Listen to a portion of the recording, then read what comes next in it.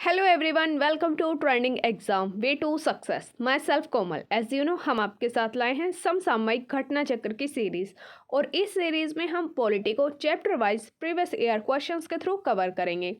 जैसा कि आप सभी को पता है, प्रीवियस ईयर क्वेश्चंस की जो ये सीरीज़ हमने स्टार्ट की है, इसमें हम 20 से 25 सालों में पॉलिटी के अलग अलग कॉम्पिटेटिव एग्जाम्स में जो भी क्वेश्चंस पूछे गए हैं उनके यहाँ पर हम कंबाइंड स्टडी कर रहे हैं, ताकि आपको पता चल सके कि किस एग्जाम्स में किस टाइप के क्वेश्चंस पूछे जाते हैं पॉलिटी में, और जो पॉलिटी का क्वेश्चंस होते हैं उनका ट्रेंड किस प्रकार का होता है। तो चलिए दोस्तों, स्टार्ट करते हैं आज का हमारा वीडियो। इस सीरीज में ये हमारा चैप्टर नंबर 38 है, और इस चैप्टर के 20 क्वेश्चंस हम प्रीवियस वीडियो में कंप्लीट कर चुके हैं, इसलिए आज हम स्टार्ट करेंगे क्वेश्चन नंबर 21 से।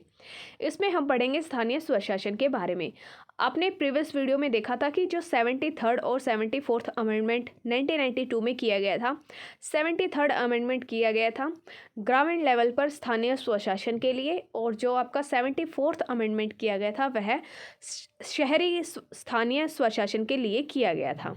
तो चलिए फ्रेंड्स, स्टार्ट करते हैं आज का हमारा फर्स्ट क्वेश्चन, जो है क्वेश्चन नंबर 21।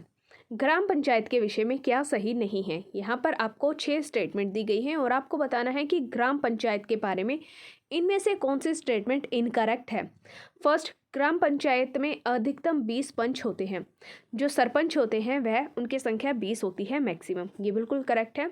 ग्राम पंचायत के अंदर सरपंचों की संख्या मैक्सिमम 20 ही होती है। सेकंड स्टेटमेंट में आपको ये बोला गया है कि 15 जो पंच होते हैं उन्हें इलेक्ट किया जाता है, उनका निर्वाचन होता है, और जो 5 सदस्य होते हैं उन्हें नॉमिनेट किया जाता है, मनोनीत किया जाता है। ये आपकी सेकंड स्टेटमेंट इनकरेक्ट है, क्योंकि कोई भी मनोनीत नहीं किए जाते। सभी जो सदस्य होते हैं ग्राम पंचायत के उन्हें निर्वाचित ही किया जाता है। थर्ड स्टेटमेंट, जनपद पंचायत अध्यक्ष पाँच पंचों को नामित करता है। यहाँ पर क्या बोला गया है कि जो जनपद पंचायत के अध्यक्ष होते हैं वह 5 पंचों को नॉमिनेट करते हैं। थर्ड स्टेटमेंट भी आपकी इनकरेक्ट है, क्योंकि इसके अंदर नॉमिनेट नहीं किए जाते हैं। फोर्थ, ग्राम पंचायत में 10 पंच भी होते हैं। आपकी फोर्थ स्टेटमेंट भी करेक्ट है। ग्राम पंचायत जो होती है उसमें 10 पंच भी हो सकते हैं।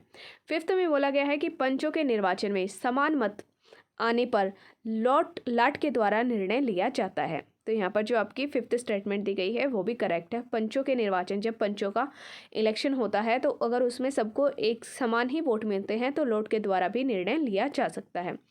सिक्स्थ में आपको बोला है कि मनोनीत सदस्य बैठक में भाग लेते हैं और मतदान कर सकते हैं।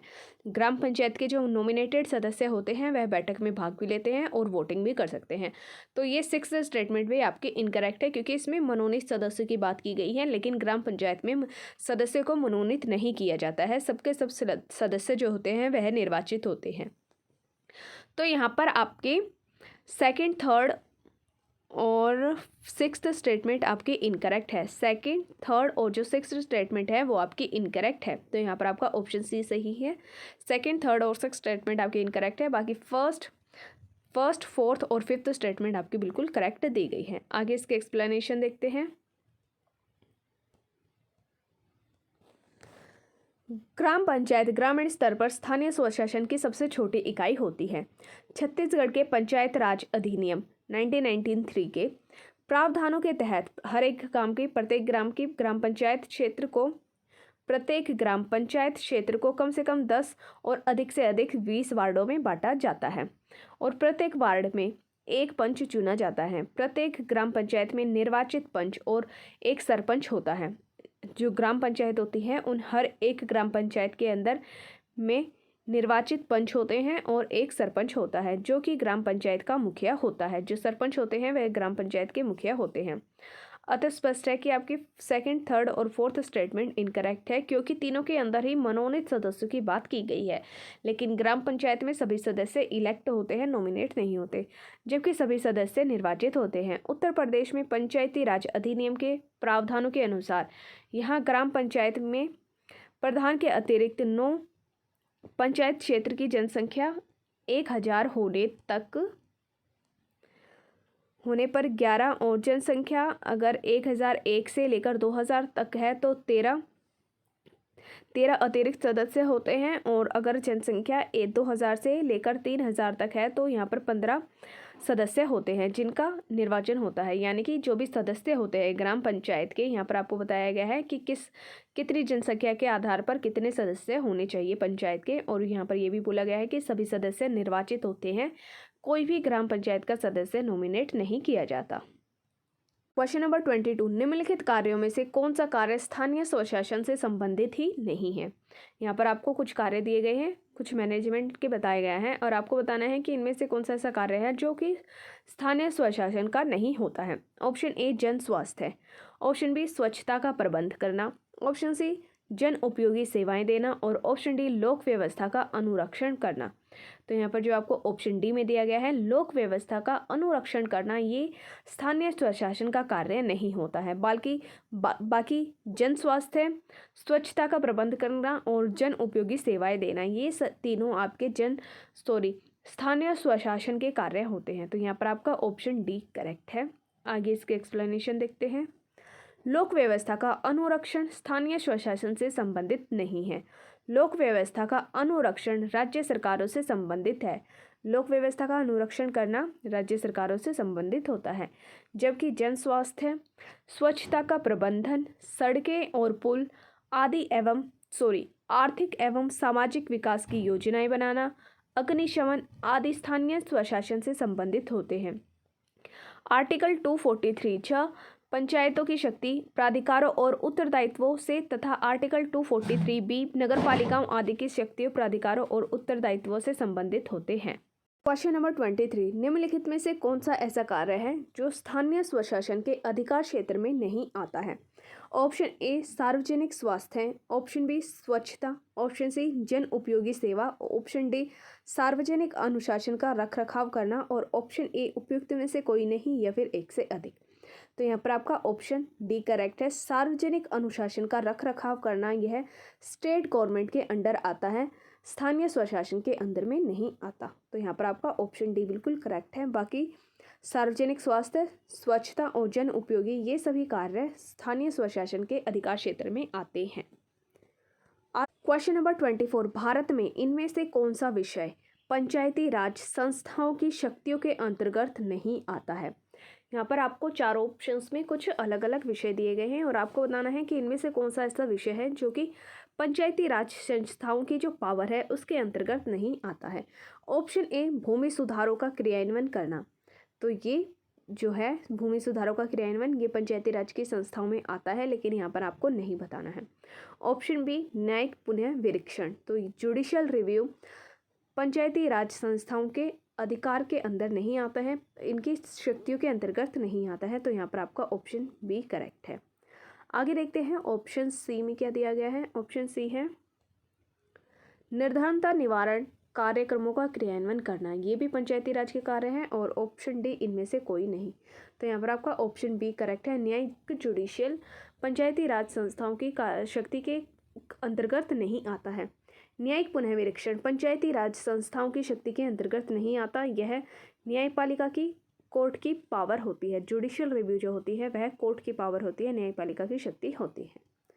क्वेश्चन नंबर 25, पंचायती राज व्यवस्था में न्याय पंचायतों को किसी को बंदी बनाए जाने की सजा देने का अधिकार निम्न में से किस राज्य में है। यहाँ पर आपको बताना है कि जो पंचायती राज व्यवस्था है इसके अंडर में जो न्याय पंचायतें बनाई जाती हैं उनको किसी व्यक्ति को बंदी बनाकर सजा देने का अधिकार किस राज्य को दिया गया है। ऑप्शन ए बिहार को, ऑप्शन बी जम्मू कश्मीर को, ऑप्शन सी महाराष्ट्र को और ऑप्शन डी पश्चिम बंगाल को। तो यहाँ पर आपका ऑप्शन ए करेक्ट होता, लेकिन अभी आपका कोई भी ऑप्शन करेक्ट नहीं है। चारों के चारों ऑप्शंस जो हैं आपको इनकरेक्ट दिए गए हैं, क्योंकि बिहार एक ऐसा स्टेट था जिसे जब इस बिहार का गठन हुआ था, बिहार के अंदर जब न्याय पंचायतें बनी थी तो उन पंचायतों को बंदी बनाकर सजा देने का अधिकार था, लेकिन सुप्रीम कोर्ट के द्वारा इस अधिकार को रद्द कर दिया गया था, समाप्त कर दिया गया था। तो अब फिलहाल में जितने भी राज्य हैं भारत के अंदर उनमें से किसी को भी उनके अंदर जो भी न्याय पंचायतें हैं उनको किसी को भी बंदी बनाकर सजा देने का अधिकार प्राप्त नहीं है। तो यहाँ पर आपको कोई भी ऑप्शन करेक्ट नहीं दिया गया है। आगे इसके एक्सप्लेनेशन देखते हैं। बिहार पंचायती राज अधिनियम 1947 तथा 1993 के प्रावधानों के तहत वहाँ न्याय पंचायतों या फिर ग्राम कचहरी विलेज कोर्ट को किसी को बंदी बनाए जाने की सजा देने का अधिकार प्राप्त था। हालांकि 1996 में कृष्ण कुमार मिश्र और वर्सेस बिहार राज्य केस में पटना के उच्च न्यायालय, पटना का जो हाई कोर्ट है, इसने बिहार पंचायती राज अधिनियम 1993 के ग्राम कचहरी से संबंधित भाग 6 को अवैध कर दिया था। वर्तमान में बिहार पंचायती राज अधिनियम 2006 के प्रावधानों के अनुसार ग्राम कचहरी की कोई पीठ किसी भी प्रकार के कारावास की सजा नहीं दे सकती है, चाहे वह मूल दंडादेश के रूप में हो या फिर जुर्माने के भुगतान के रूप में। साथ ही वर्तमान में जिन अन्य राज्यों में न्याय पंचायतें हैं, वहां कहीं पर भी बंदी बनाकर सजा देने का प्रावधान नहीं है। तो भारत के अंदर किसी भी राज्य के अंदर जो न्याय पंचायतें होती हैं, उनमें बंदी बनाकर सजा देने का प्रावधान नहीं है। क्वेश्चन नंबर 23, निम्नलिखित कथनों पर विचार कीजिए और आपको यहाँ पर बताना है कि इनमें से कौन सा कथन सही है। फर्स्ट, भारत के संविधान के भाग 9 में पंचायतों से संबंधित उपबंध दिए गए हैं और उसे संविधान 73वां संशोधन अधिनियम 1992 के द्वारा अंतस्थापित किया गया है। तो ये फर्स्ट स्टेटमेंट आपके बिल्कुल करेक्ट है। भारत के संविधान में भाग 9 के अंदर पंचायतों से संबंधित प्रोविजंस दिए गए हैं और ये प्रोविजन 73rd अमेंडमेंट एक्ट के द्वारा लाए गए थे 1992 में। सेकंड में बोला है कि भारत के संविधान के भाग 9A के अंदर नगर पालिकाओं के संबंध में उपबंध दिए गए हैं तथा आर्टिकल 243Q के अनुसार प्रत्येक राज्य के लिए 2 प्रकार की न्यायपालिका हो सकती है, नगर पालिका परिषद और नगर निगम। तो यहाँ पर आपकी सेकंड स्टेटमेंट जो दी गई है वो इनकरेक्ट है, क्योंकि 2 प्रकार की नगर पालिका नहीं बल्कि 3 प्रकार की नगर पालिकाओं की व्यवस्था की गई है। तो यहाँ पर आपका ऑप्शन ए करेक्ट है, ओनली 1। आगे इसके एक्सप्लेनेशन देखते हैं। फर्स्ट स्टेटमेंट आपकी इनकरेक्ट है, जबकि भारतीय संविधान के भाग 9 में फर्स्ट स्टेटमेंट आपकी बिल्कुल करेक्ट है, जबकि भारतीय संविधान के भाग 9 पार्ट ए के अंदर नगर पालिकाओं के संबंध में उपबंध दिए गए हैं। यह भाग तो सत्य है, जो ये लाइन बोली गई है कि पार्ट 9A के अंदर नगर पालिकाओं के उपबंध है, ये स्टेटमेंट आपकी करेक्ट है। पर आर्टिकल 243Q के अनुसार प्रत्येक राज्य में 3 प्रकार की नगर पालिकाएँ होंगी और ऊपर स्टेटमेंट में आपको दो प्रकार की नगर पालिकाओं के बारे में बताया गया था, जो कि इनकरेक्ट है। नगर पंचायत, नगर पालिका परिषद और नगर निगम, ये 3 प्रकार की नगर पालिकाएँ होंगी, हर एक राज्य के अंदर होती हैं, इसलिए आपकी सेकंड स्टेटमेंट इनकरेक्ट है। तो आपका आंसर है ऑप्शन ए, जिसमें ओनली 1 दिया गया है। क्वेश्चन नंबर 27, भारतीय संविधान के 73वें संशोधन के संदर्भ में निम्नलिखित में से कौन सा कथन सही है। यहाँ पर आपको 2 स्टेटमेंट दी गई हैं अमेंडमेंट एक्ट 73 के रिस्पेक्ट में। आपको बताना है कि इनमें से कौन सा करेक्ट है। फर्स्ट, इसमें पंचायतों को स्वशासन की संस्था स्वीकार किया था। भारत के अंदर जो पंचायतें होती हैं उन्हें स्वशासन की इकाई के रूप में स्वीकार किया था कॉन्स्टिट्यूशन अमेंडमेंट एक्ट 73 के द्वारा। तो ये फर्स्ट स्टेटमेंट आपकी बिल्कुल करेक्ट है। सेकंड में बोला है इसमें शहरी स्थानीय सरकार को स्वशासन की संस्था का स्वीकार किया था। सेकंड स्टेटमेंट आपकी इनकरेक्ट है, क्योंकि शहरी स्थानीय जो स्वशासन की संस्थाएं थी, इन्हें 74th कॉन्स्टिट्यूशन अमेंडमेंट एक्ट के द्वारा स्वीकार किया गया था, ना कि 73rd के द्वारा। तो यहाँ पर आपका ऑप्शन सी करेक्ट है, ओनली फर्स्ट स्टेटमेंट आपकी बिल्कुल सही है, सेकंड आपकी इनकरेक्ट दी गई है। आगे इसके एक्सप्लेनेशन देखते हैं। 73वें संविधान संशोधन अधिनियम 1992 के द्वारा संविधान के भाग 9 के तहत पंचायतों को संवैधानिक दर्जा दिया गया था। इसमें पंचायतों को स्वशासन की संस्था स्वीकार किया गया था।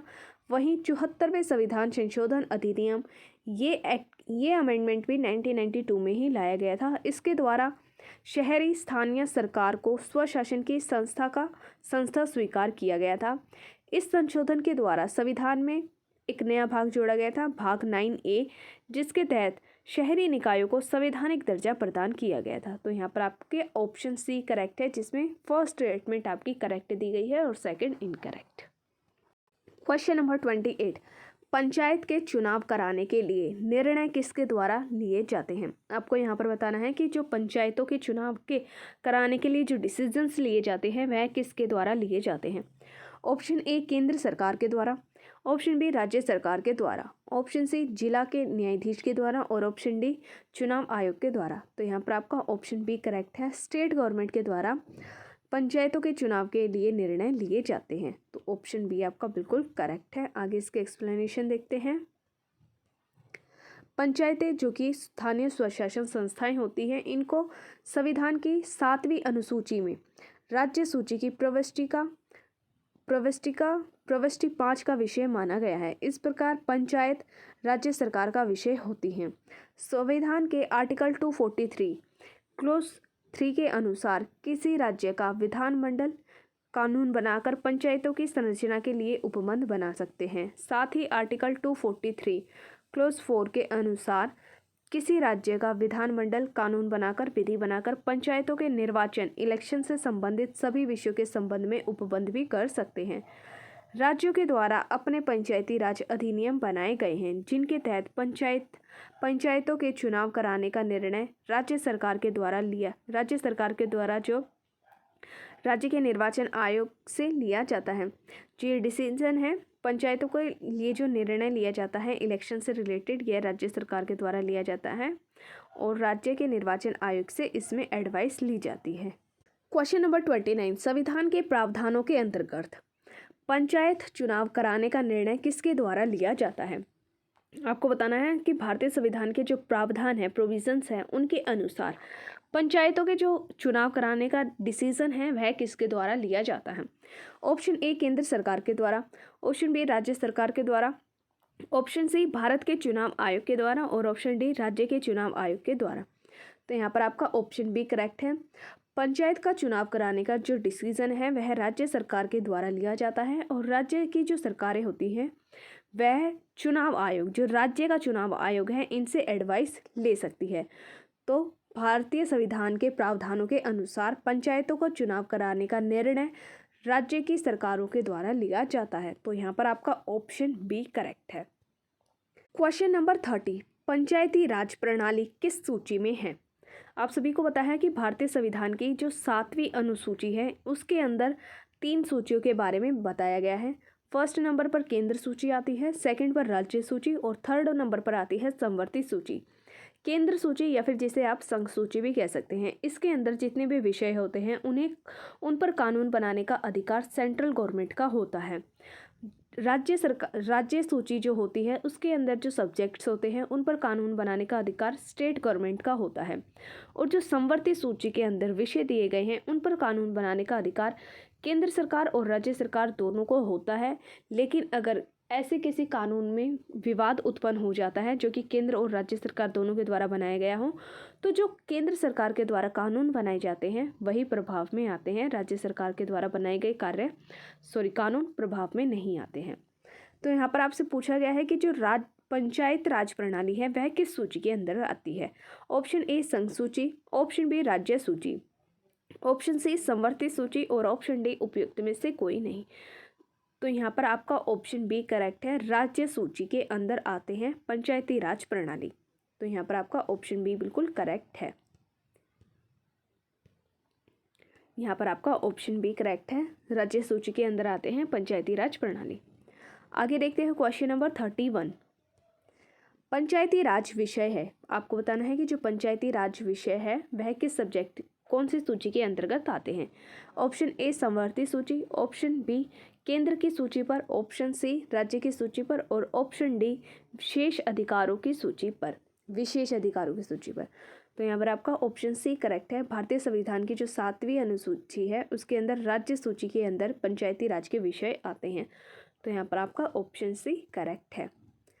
Move to next question, question number 32 देखते हैं। पंचायत राज व्यवस्था का निम्न में से किसमें उल्लेख किया गया है?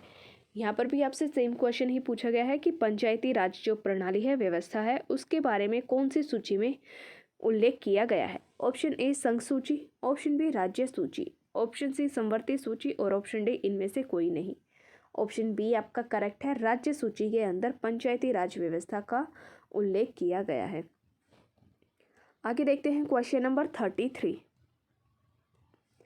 पंचायती राज सम्मिलित किया गया है। ये भी सेम क्वेश्चन ही है, आपसे पूछा गया है कि जो पंचायती राज है वह किसके अंदर सम्मिलित है?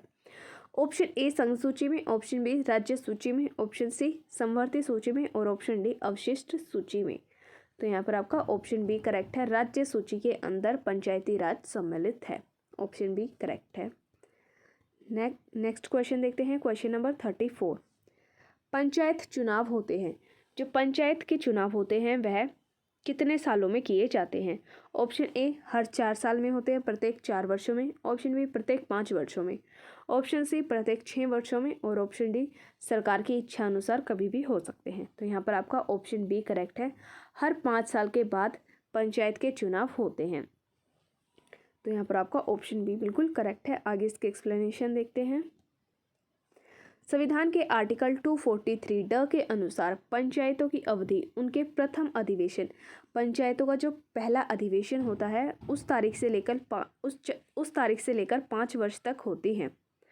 जो पंचायतों का टेन्योर होता है वह उनकी पहली अधिवेशन से लेकर अगले 5 सालों तक होता है। इस अवधि से पहले भी नए चुनाव आवश्यक हैं।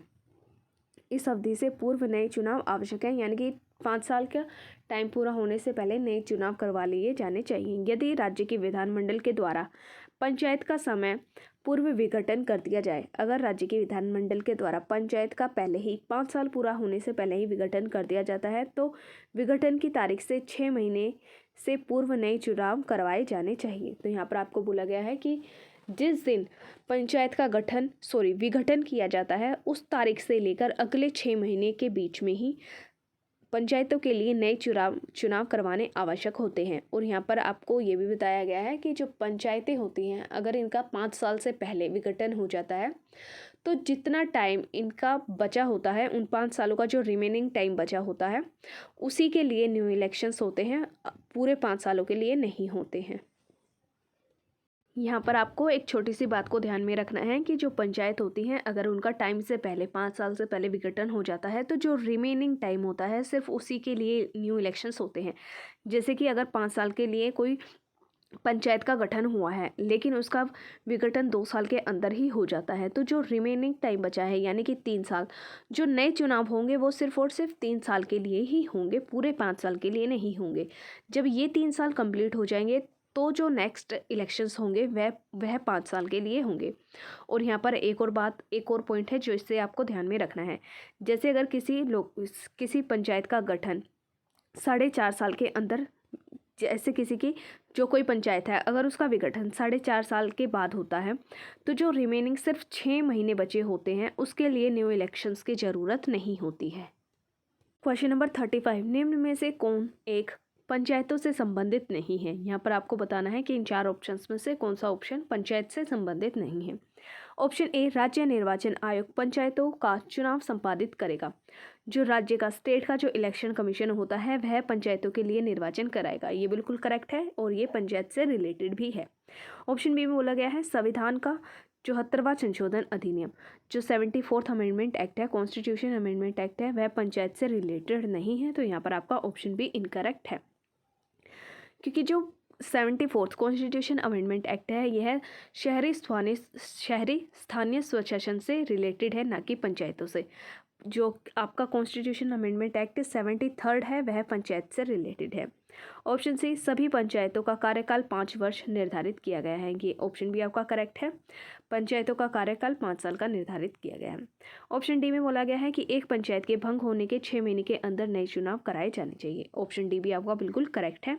संविधान का 74वां संविधान संशोधन अधिनियम पंचायतों से संबंधित नहीं है बल्कि वह नगरपालिकाओं से संबंधित है। जो बाकी 3 ऑप्शंस दिए गए हैं वह आपके पंचायत से रिलेटेड है और 73वां संविधान संशोधन के द्वारा संविधान में जोड़ा गए थे। क्वेश्चन नंबर 36, 73वें संविधान संशोधन का अभिपालन करने वाला पहला राज्य कौन सा था? आपको यहाँ पर बता रहा है कि 73वें संविधान संशोधन के द्वारा जो भी कानून बनाए गए थे उन्हें लागू करने वाला पहला राज्य कौन सा था? Option A Madhya Pradesh, option B Punjab, option C Andhra Pradesh और ऑप्शन डी राजस्थान। तो यहाँ पर आपका ऑप्शन ए करेक्ट है। मध्य प्रदेश एक ऐसा राज्य था जिसने सबसे पहले 73वें संविधान के सभी प्रोविजंस को अपने राज्य में लागू किया था। 73वां संविधान संशोधन अधिनियम जो कि 1992 में बना था, 24 अप्रैल 1993 से यह लागू हुआ था। इसका अभिपालन करने वाला पहला राज्य मध्य प्रदेश था। इस संशोधन अधिनियम के लागू होने के बाद वहाँ की विधानमंडल के द्वारा मध्य प्रदेश पंचायती राज अधिनियम 1993 अधिनियमित किया गया था।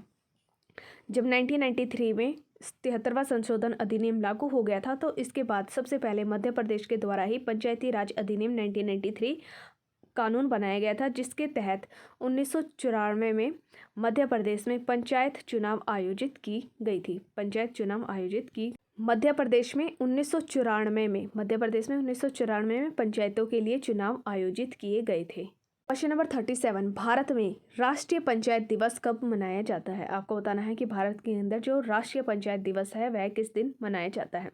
ऑप्शन ए 26 जनवरी को, ऑप्शन बी 2 अक्टूबर को, ऑप्शन सी 21 अप्रैल को और ऑप्शन डी 24 अप्रैल को। तो यहाँ पर आपका ऑप्शन डी करेक्ट है। 24 अप्रैल को राष्ट्रीय पंचायत दिवस मनाया जाता है।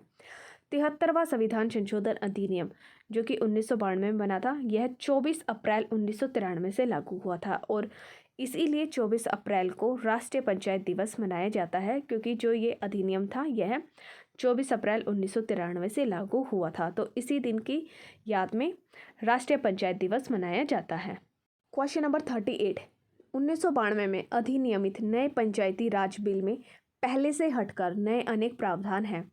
निम्नलिखित में से कौन सा ऐसा प्रावधान नहीं है? यहाँ पर आपको बताना है कि 1992 में जो पंचायती राज बिल था उसमें कुछ नए प्रावधान ऐड किए गए थे। इनमें चार ऑप्शंस जो आपको दिए गए हैं, इनमें से कौन सा ऐसा प्रावधान है जो उसमें शामिल नहीं है?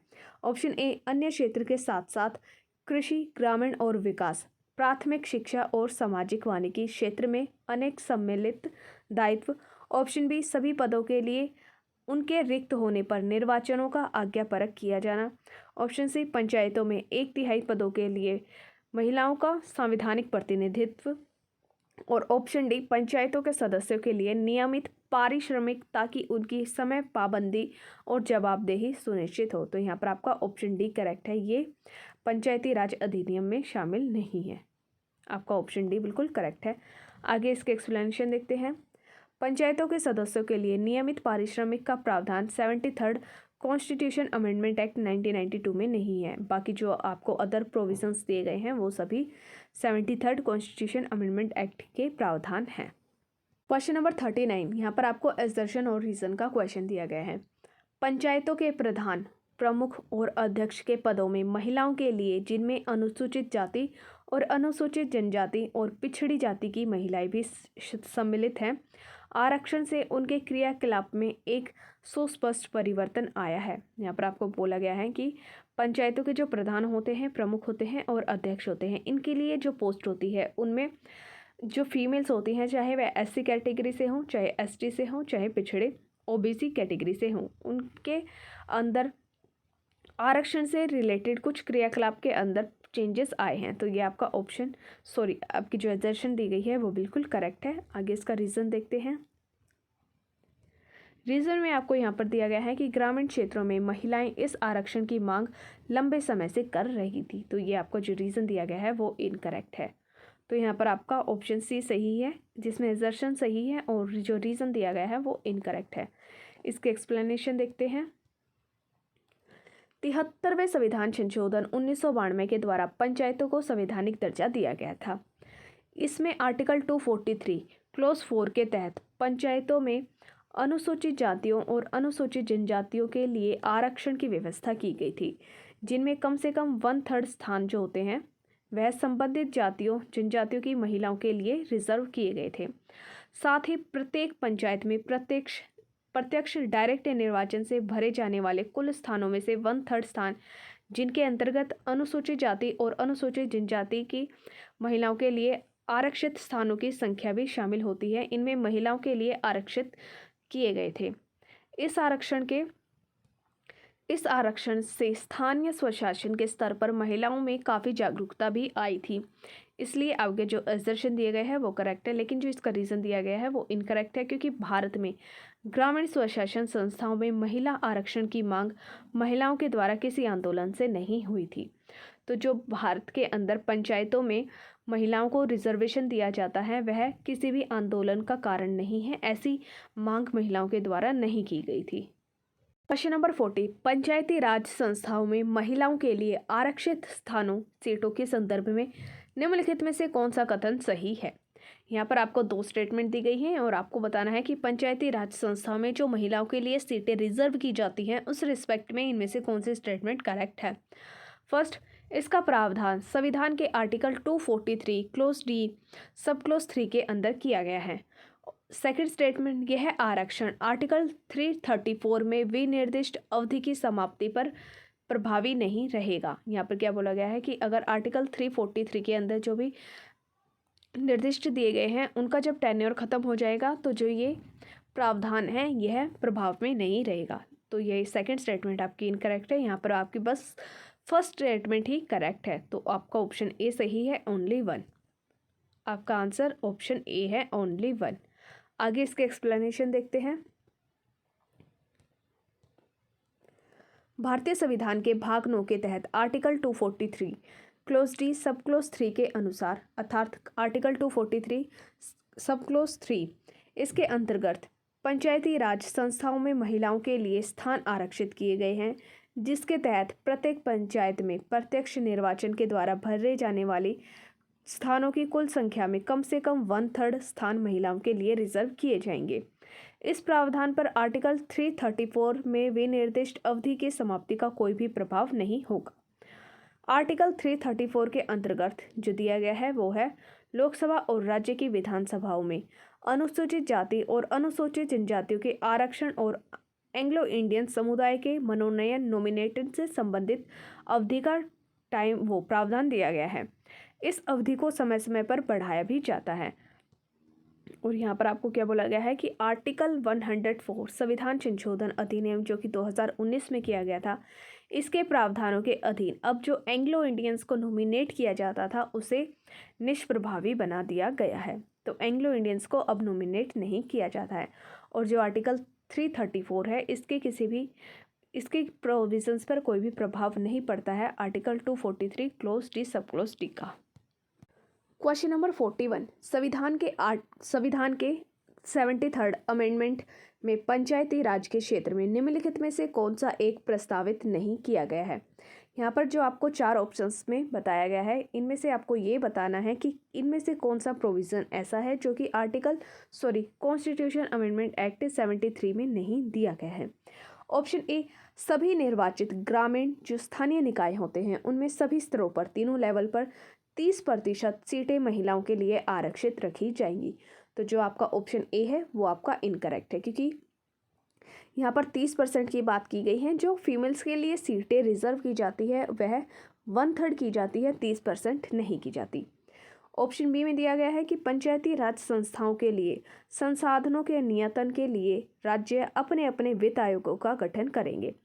जो पंचायतें होती हैं उनके कार्य के लिए और उनके संसाधनों के लिए हर एक राज्य अपना अपना वित्त आयोग गठित करेगा। तो ऑप्शन बी आपका करेक्ट है। ऑप्शन सी में बोला है पंचायती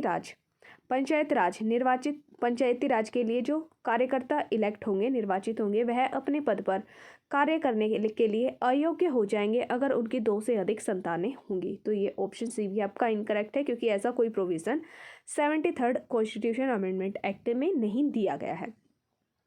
डी में बोला है कि यदि पंचायती राज निकायों का राज्य सरकार के द्वारा अधिक्रमण या फिर विघटन कर दिया जाता है तो 6 महीने की अवधि के अंदर ही चुनाव कराए जाने चाहिए। तो आपका ऑप्शन डी भी करेक्ट है। अगर राज्य के विधानमंडल के द्वारा पंचायतों का विघटन कर दिया गया है तो 6 महीने के अंदर न्यू इलेक्शंस कराए जाने चाहिए। तो यहाँ पर आपसे क्या पूछा गया था कि 73rd कॉन्स्टिट्यूशन अमेंडमेंट एक्ट के रिस्पेक्ट में इनमें से कौन सा ऑप्शन आपका इनकरेक्ट है। तो यहाँ पर आपका ऑप्शन ए भी इनकरेक्ट है और ऑप्शन सी भी आपका इनकरेक्ट दिया गया है। तो इसका आंसर 1 से अधिक है, इसलिए यहाँ पर आपको स्टार मार्क किया गया है कि कोई भी आंसर नहीं है, क्योंकि आपका आंसर ए भी हो सकता है और सी भी हो सकता है, दोनों में ही इनकरेक्ट स्टेटमेंट दी गई है। प्रश्न में 2 विकल्प ऑप्शन ए और सी इस प्रकार हैं जो कि 73rd अमेंडमेंट में प्रस्तावित नहीं है। महिलाओं के लिए आरक्षण 1/3 है, ना कि 30%। तो जो महिलाओं के लिए सीटें आरक्षित की जाती है पंचायत में वह उनका भाग 1/3 होता है, 30% नहीं होता है। क्वेश्चन नंबर 42, संविधान के निम्नलिखित संशोधनों में से किसके अंतर्गत भारत में महिलाओं के लिए ग्राम पंचायतों में 30% स्थान आरक्षित किए गए हैं? ऑप्शन ए 70वें संशोधन के अंतर्गत, ऑप्शन बी 71वें संशोधन के अंतर्गत, ऑप्शन सी 73वें संशोधन के अंतर्गत और ऑप्शन डी 74वें संशोधन के अंतर्गत। तो यहाँ पर आपका कोई भी आंसर करेक्ट नहीं है, चारों के चारों ऑप्शन आपके इनकरेक्ट हैं, क्योंकि जो ये क्वेश्चन दिया गया है यही आपका इनकरेक्ट है, क्योंकि 30% सीटें निर्धारित नहीं की गई हैं। जो सीटें निर्धारित की गई हैं ग्राम पंचायतों में महिलाओं के लिए, उनका भाग 1/3 है, ना कि 30%।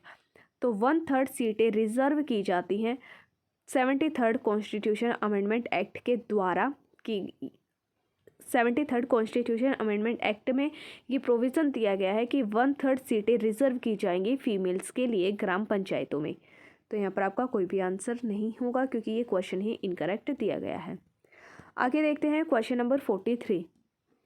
महिलाओं को पंचायतों में आरक्षण भारतीय संविधान इंडियन कॉन्स्टिट्यूशन में संशोधन करके दिया गया वह है। आपको बताना है कि कौन से संविधान के संशोधन के द्वारा भारत में महिलाओं को पंचायतों के अंदर आरक्षण दिया गया है। ऑप्शन ए 1992 का 70वां संशोधन, ऑप्शन बी 1992 का 73वां संशोधन, ऑप्शन सी 1992 का 74वां संशोधन और ऑप्शन डी 1994 का 77वां संशोधन। तो यहाँ पर आपका ऑप्शन बी करेक्ट है, ऑप्शन बी आपका सही है। 1992 का जो 73वां संशोधन है उसके द्वारा पंचायतों में महिलाओं को 1/3 सीटें रिजर्वेशन के लिए दी गई हैं, महिलाओं के लिए 1/3 सीटें रिजर्व की गई हैं। आगे इसके एक्सप्लेनेशन देखते हैं। महिलाओं को पंचायतों में आरक्षण भारतीय संविधान के 73वें संशोधन करके दिया गया है। आर्टिकल 243 क्लोज 4 सब क्लोज 3 के तहत पंचायतों में सभी स्तरों पर महिलाओं के लिए 1/3 सीटें रिजर्व की जाएंगी। आगे देखते हैं क्वेश्चन नंबर 44। भारत में महिलाओं के लिए स्थान आरक्षित किसके अंदर किए गए हैं? भारत के अंदर जो महिलाओं के लिए सीटें रिजर्व की गई हैं वह किस में की गई हैं? ऑप्शन ए पंचायती राज संस्थाओं में, ऑप्शन बी राज्य की विधानसभाओं में, ऑप्शन सी मंत्रिमंडल में और ऑप्शन डी लोकसभा में। तो यहाँ पर आपका ऑप्शन ए करेक्ट है, पंचायती राज संस्थाओं में कॉन्स्टिट्यूशन अमेंडमेंट एक्ट 73 के द्वारा महिलाओं के लिए सीटें आरक्षित की गई हैं और इनका भाग है 1/3। Question number 45। संविधान के अंतर्गत पंचायतों में महिलाओं के लिए 1/3 प्रतिनिधित्व की गारंटी कौन सा अनुच्छेद देता है? ऑप्शन ए अनुच्छेद 243 ग, ऑप्शन बी अनुच्छेद 243 घ, ऑप्शन सी अनुच्छेद 243 ज और ऑप्शन डी अनुच्छेद 243 झ। तो यहाँ पर आपका ऑप्शन बी करेक्ट है, अनुच्छेद 243 घ भारतीय संविधान के अंतर्गत पंचायतों में महिलाओं को 1/3 प्रतिनिधित्व देता है। तो ऑप्शन बी आपका करेक्ट है। आगे देखते हैं क्वेश्चन नंबर 46। निम्नलिखित अनुच्छेदों में से कौन सा अनुच्छेद पंचायतों में अनुसूचित जातियों और अनुसूचित जनजातियों के लिए सीटों का आरक्षण प्रदान करता है? यहाँ पर आपको बताना है कि भारतीय संविधान का कौन सा ऐसा आर्टिकल है जिसके अंदर जो एससी और एसटी कैटेगरी के लोग होते हैं उनके लिए सीटें रिजर्व की जाती हैं पंचायतों में। Option A article 243 D, option B article 243 C, option C article 243 B और ऑप्शन डी आर्टिकल 243 ए। तो यहाँ पर आपका ऑप्शन ए करेक्ट है, आर्टिकल 243 डी के अंदर ये प्रोविजंस दिए गए हैं कि पंचायतों में अनुसूचित जाति और अनुसूचित जनजाति के लोगों के लिए सीटें रिजर्व की जाएंगी। आगे इसके एक्सप्लेनेशन देखते हैं। आर्टिकल 243 क्लोज डी सब क्लोज 1 के में ये उपबंधित किया गया है कि प्रत्येक पंचायत में अनुसूचित जाति और अनुसूचित जनजातियों के लिए स्थान उस पंचायत क्षेत्र के उनकी जनसंख्या के अनुपात में रिजर्व किए जाएंगे। साथ ही इस आर्टिकल के क्लोज 2 में सब क्लोज 2 में इस प्रकार के आरक्षित स्थानों में से कम 1/3 स्थान जो होते हैं यथास्थिति अनुसूचित जाति और अनुसूचित जनजातियों की महिलाओं के लिए भी आरक्षित किए जाएंगे। यहाँ पर आपको ये बोला गया है कि भारतीय संविधान का जो आर्टिकल 243 क्लोज डी सब क्लोज 1 है, इसके अंदर ये प्रोविज़न दिया गया है कि एससी और एसटी के लिए पंचायतों में सीटें रिजर्व की जाएंगी। और आर्टिकल 243 क्लोज डी सब क्लोज 2 के अंदर ये प्रोविज़न दिया गया है कि जो सीटें एसटी और एसटी के लिए रिजर्व की जाएंगी। उन्हीं सीटों में से 1/3 भाग जो होता है, 1/3 स्थान उन्हीं जाति की यानी कि अनुसूचित जाति और अनुसूचित जनजाति की महिलाओं के लिए रिजर्व की जाएंगी। क्वेश्चन नंबर 47, किन राज्य सरकारों ने 2010 तक स्थानीय निकायों में महिलाओं का आरक्षण 50% कर दिया था? ऑप्शन ए बिहार, उत्तर प्रदेश और राजस्थान में। ऑप्शन बी बिहार, मध्य प्रदेश और हिमाचल प्रदेश में। ऑप्शन सी बिहार, मध्य प्रदेश और केरल में। और ऑप्शन डी बिहार, हिमाचल प्रदेश और उत्तर प्रदेश में। तो यहाँ पर आपका ऑप्शन बी करेक्ट है, बिहार, मध्य प्रदेश और हिमाचल प्रदेश में 2010 तक जो महिलाओं के लिए स्थानीय निकायों में सीटें रिजर्व की जाती थी, उस रिजर्वेशन को 50% तक कर दिया था। लेकिन अब जो 2010 का डेटा आया गया है उसके अकॉर्डिंग ये ठीक नहीं है। लेकिन आपसे ये क्वेश्चन 2011 में पूछा गया था और आपसे क्वेश्चन में क्लियरली पूछा गया है कि 2010 तक कौन से ऐसे राज्य थे जिन्होंने स्थानीय निकायों में महिलाओं के लिए जो सीटें हैं उन्हें 50% तक कर दिया था। तो उसके अकॉर्डिंग आपका ऑप्शन बी करेक्ट है, बिहार, मध्य प्रदेश और हिमाचल प्रदेश ने इस रिजर्वेशन को 50% तक कर दिया था। आगे इसके एक्सप्लेनेशन देखते हैं।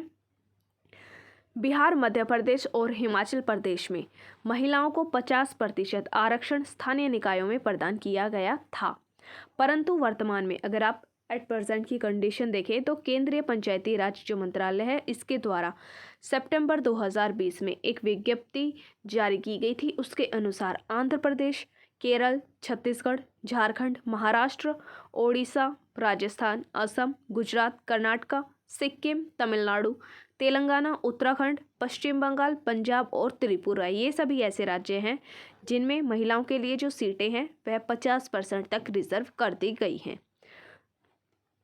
क्वेश्चन नंबर 48, किस राज्य या फिर किन राज्यों में पंचायती राज संस्थाओं में स्त्रियों महिलाओं के लिए 50% आरक्षण वैध कर दिया गया है? आपको बताना है कि कौन से ऐसे राज्य हैं जिनमें पंचायती राज संस्थाओं में महिलाओं के लिए जो रिजर्वेशन है उसे 50% तक लीगल बना दिया गया है, वैलिड कर दिया गया है। बिहार, उत्तराखंड, मध्य प्रदेश और हिमाचल प्रदेश। यहाँ पर आपको बताना है कि इनमें से कौन सा ऑप्शन करेक्ट है। तो यहाँ पर आपका ऑप्शन डी सही है, बिहार में, उत्तराखंड में, मध्य प्रदेश में और हिमाचल प्रदेश में, इन चारों राज्यों में फीमेल्स के लिए जो रिजर्वेशन होता है पंचायती राज संस्थाओं में उसे 50% तक कर दिया है। तो यहाँ पर आपका ऑप्शन डी करेक्ट है।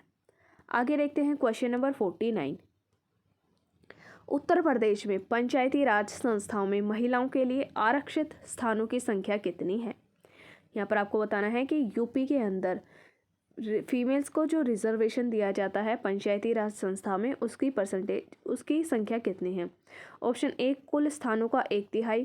ऑप्शन बी महिलाओं की आबादी के अनुपात में यानी कि महिलाओं की जितनी जनसंख्या है उसी के रेशियो में। ऑप्शन सी कुल स्थानों का 1/4 और ऑप्शन डी परिस्थिति की आवश्यकता के अनुसार। तो यहाँ पर आपका ऑप्शन ए करेक्ट है, जितनी कुल सदस्य संख्या होती है पंचायती राज संस्थाओं में उसका 1/3 महिलाओं के लिए रिजर्व किया गया है यूपी में, उत्तर प्रदेश में। तो ऑप्शन ए आपका करेक्ट है। इसके एक्सप्लेनेशन देखते हैं। 73वें संविधान संशोधन में अनुक्रम में उत्तर प्रदेश सरकार के द्वारा उत्तर प्रदेश पंचायत विधि संशोधन विधेयक 1994 में पारित किया गया था, जो 22 अप्रैल 1994 से उत्तर प्रदेश में लागू हुआ था। इसके तहत उत्तर प्रदेश में पंचायती राज संस्थाओं में प्रत्येक स्तर पर महिलाओं के लिए कुल स्थानों में 1/3 स्थान आरक्षित किए जाएंगे। उत्तर प्रदेश में जो 22 अप्रैल 1994 में उत्तर प्रदेश विधि संशोधन अधिनियम पारित किया गया था, उसके तहत महिलाओं को 1/3 रिजर्वेशन दिया जाएगा पंचायती राज संस्थाओं में। क्वेश्चन नंबर 50, पंचायत चुनावों में अनुसूचित जाति के लिए पदों का आरक्षण किस राज्य में लागू नहीं है? यहाँ पर आपको बताना है कि पंचायतों के जो इलेक्शन होते हैं उनके अंदर एससी के लिए जो सीटें रिजर्व की जाती हैं, तो कौन सा ऐसा राज्य है जिस राज्य के अंदर एससी के लिए शेड्यूल कास्ट के लिए सीटें रिजर्व नहीं की जाती हैं? Option A Uttar Pradesh, option B Assam, option C Arunachal Pradesh, option D Haryana. तो यहाँ पर आपका ऑप्शन सी करेक्ट है, अरुणाचल प्रदेश में पंचायत चुनावों में अनुसूचित जातियों के लिए आरक्षण नहीं किया जाता है। तो ऑप्शन सी आपका करेक्ट है। इसके एक्सप्लेनेशन देखते हैं। संविधान के आर्टिकल 243 क्लोज 4 सब क्लोज ए के अनुसार प्रत्येक पंचायत में अनुसूचित जाति और अनुसूचित जनजाति के लिए सीटें रिजर्व होंगी और इस प्रकार आरक्षित स्थानों की संख्या का अनुपात उस पंचायत में प्रत्यक्ष निर्वाचन के द्वारा भरे जाने वाले स्थानों की कुल संख्या से यथाशक्य वही होगा जो उस पंचायत क्षेत्र में अनुसूचित जातियों की अथवा उस पंचायत क्षेत्र में अनुसूचित जनजातियों की संख्या का अनुपात उस क्षेत्र की कुल जनसंख्या से होता है। और ऐसे स्थान किसी पंचायत में अलग अलग निर्वाचन क्षेत्रों का चक्रानुक्रम में से आवंटित किए जा सकेंगे। जनगणना 2011 के अनुसार दिए गए ऑप्शंस में से अरुणाचल प्रदेश में कोई भी अनुसूचित जाति का नहीं है, इसलिए अतः पंचायत चुनावों में अनुसूचित जातियों के पदों के लिए आरक्षण का अरुणाचल प्रदेश में लागू नहीं होता है। यहाँ पर आपको ये बताया गया है कि 2011 की जनगणना के अनुसार जब अरुणाचल प्रदेश की जनगणना की गई थी तो उनके उस डेटा के अकॉर्डिंग इस राज्य के अंदर कोई भी अनुसूचित जाति का था ही नहीं। तो जो पंचायत के चुनाव होते हैं उनके अंदर उन्हें पंचायती राज के जो चुनाव होते हैं इनमें अनुसूचित जातियों के लिए कोई भी सीट रिजर्व नहीं की जाती है क्योंकि वहाँ पर कोई अनुसूचित जाति का है ही नहीं। नंबर 51, राज्यों में निम्नलिखित में से किस समूह पर पैसा पंचायत अनुसूचित क्षेत्रों में विस्तार अधिनियम 1996 परिवर्तनीय नहीं है। यहाँ पर आपको बताना है कि इनमें से कौन से ऐसे राज्य हैं जहाँ पर पैसा एक्ट लागू नहीं होता है। ऑप्शन ए राजस्थान, तेलंगाना और Maharashtra. Option B Andhra Pradesh, Jharkhand, Odisha. Option C Assam, Meghalaya और तमिलनाडु। ऑप्शन डी हिमाचल प्रदेश, गुजरात और छत्तीसगढ़। तो यहाँ पर आपका ऑप्शन सी करेक्ट है। असम, मेघालय और तमिलनाडु ऐसे राज्य हैं जहाँ पर पैसा एक्ट लागू नहीं होता है। पंचायत अनुसूचित क्षेत्रों में विस्तार अधिनियम 1996 के प्रावधान वर्तमान में 10 राज्यों आंध्र प्रदेश, तेलंगाना, छत्तीसगढ़, गुजरात, हिमाचल प्रदेश, मध्य प्रदेश, महाराष्ट्र, ओडिशा, झारखंड और राजस्थान के विभिन्न जिलों में लागू है, लेकिन असम, मेघालय और तमिलनाडु में यह लागू नहीं है। क्वेश्चन नंबर 52, पंचायत अनुसूचित क्षेत्रों में विस्तार अधिनियम 1996 के अंतर्गत समाविष्ट क्षेत्रों में ग्राम सभा की क्या भूमिका होती है और क्या पावर होती है। यहाँ पर आपको बताना है कि पैसा एक्ट के अंतर्गत जो ग्राम सभा होते हैं उनकी भूमिका और शक्ति क्या होती है। पी से पंचायत, ई से extension to schedule area act. यहाँ पर आपको बताना है कि इस पैसा एक्ट के अंतर्गत जो ग्राम सभा होती है उनकी भूमिका और शक्ति क्या क्या होती है।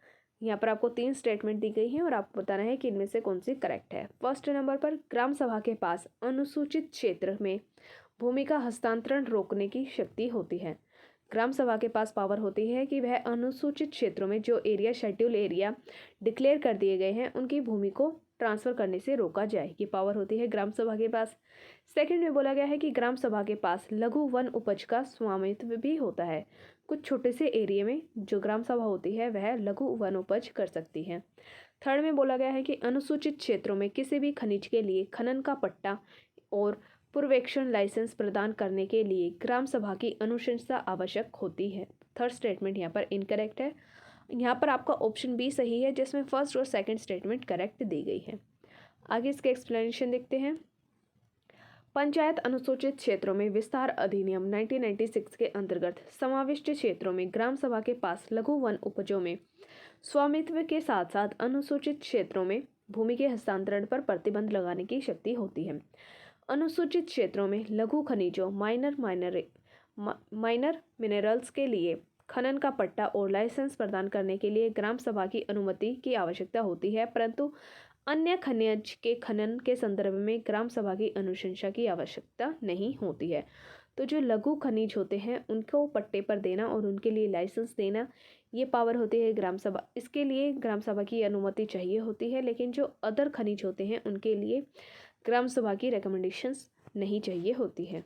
क्वेश्चन नंबर 53, अनुसूचित क्षेत्रों में जिला पंचायत की शक्तियों के विषय में क्या सही है। यहाँ पर आपको बताना है कि जो अनुसूचित क्षेत्र होते हैं उनके अंदर जिला पंचायत की पावर कैसी होती है। ऑप्शन ए लघु जलाशयों की योजना बनाना। ऑप्शन बी समस्त सामाजिक सेक्टरों का नियंत्रण में रखना। ऑप्शन सी जनजातीय उप योजनाओं पर नियंत्रण रखना। ऑप्शन डी राज्य सरकार के द्वारा प्रदत्त कार्य करना। और ऑप्शन ई उपयुक्त सभी।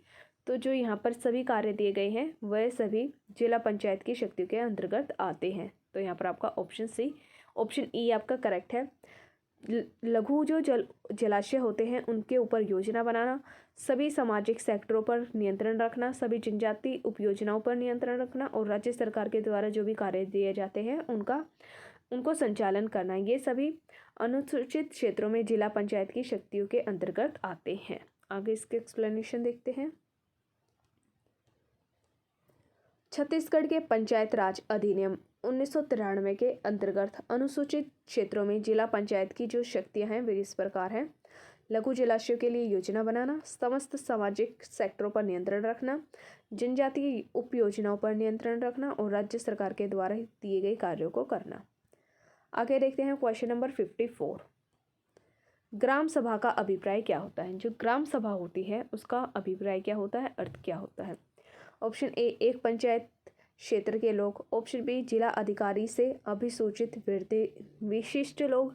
ऑप्शन सी, ग्राम स्तर के पंचायत क्षेत्र के निर्वाचक नामावली में पंजीकृत लोग। और ऑप्शन डी, पंचायतों के सदस्य। तो यहाँ पर आपका ऑप्शन सी करेक्ट है। जो ग्राम स्तर के पंचायत क्षेत्र के निर्वाचक नामावली में पंजीकृत लोग 73वां संविधान संशोधन अधिनियम 1992 में पंचायती राज के तहत ग्राम सभा का प्रावधान किया गया था। आर्टिकल 243 क्लोज 2 के अनुसार ग्राम सभा में ग्राम स्तर पर पंचायत क्षेत्र के भीतर समाविष्ट किसी ग्राम से संबंधित निर्वाचित सूची में पंजीकृत व्यक्ति होते हैं। अतः यह पंचायत क्षेत्र में पंजीकृत मतदाताओं की एक ग्राम स्तरीय सभा होती है। यहाँ पर क्या बोला गया है कि पंचायत क्षेत्र के अंदर जितने भी रजिस्टर्ड वोटर होते हैं उन सबको मिलाकर एक ग्राम स्तरीय सभा बनाई जाती है जिसे ग्राम सभा कहते हैं।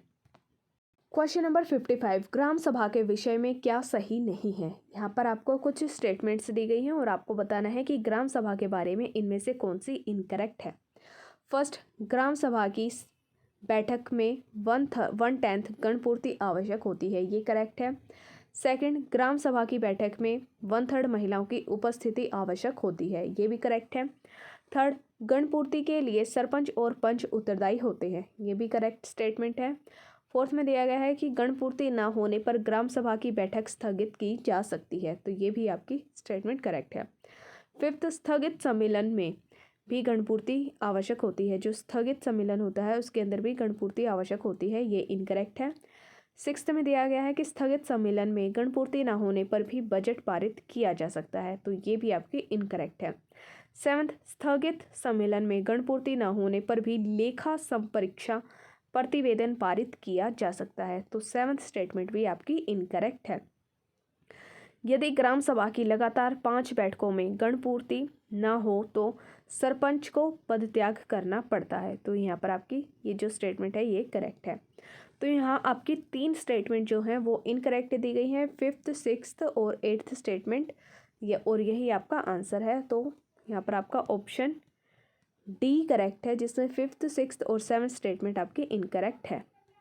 छत्तीसगढ़ पंचायत राज अधिनियम 1993 यथा संशोधित के अनुसार ग्राम सभा की बैठक में 1/3 गणपूर्ति तथा 1/10 गणपूर्ति और 1/3 महिलाओं की उपस्थिति आवश्यक होती है, तो आपकी फर्स्ट स्टेटमेंट भी करेक्ट है और सेकंड स्टेटमेंट भी करेक्ट है। छत्तीसगढ़ पंचायती राज अधिनियम के अनुसार गणपूर्ति के लिए पंच और सरपंच उत्तरदायी होते हैं, और यदि ग्राम सभा की लगातार 5 बैठकों में गणपूर्ति पूरी न हो तो पंच या फिर सरपंच को अपना पद त्याग करना पड़ता है, तो यहाँ पर आपकी थर्ड और 8th स्टेटमेंट भी करेक्ट है। आगे इसके एक्सप्लेनेशन देखते हैं।